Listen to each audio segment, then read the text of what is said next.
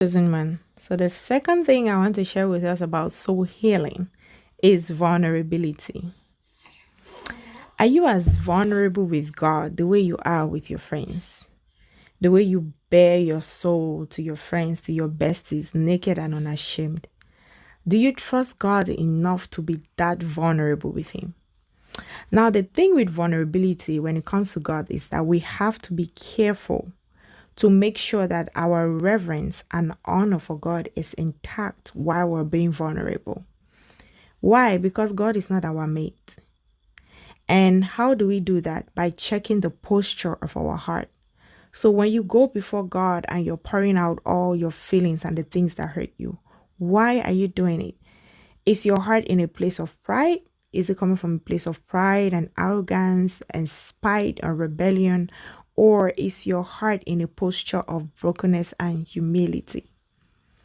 We have to be able to trust God enough to go before Him vulnerable and tell Him, Father, I know that your plans for me are good.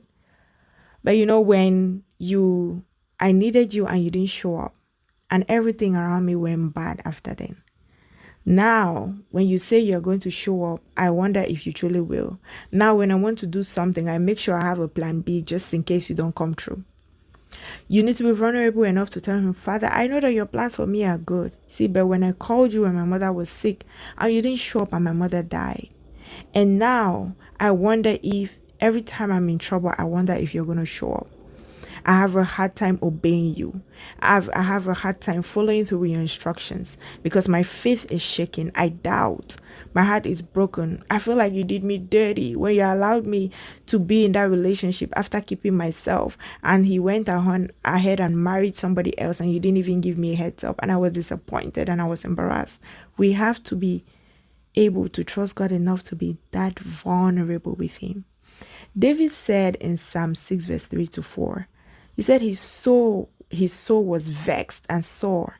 He was asking God, how long would you let me suffer? So yes, it is scripture.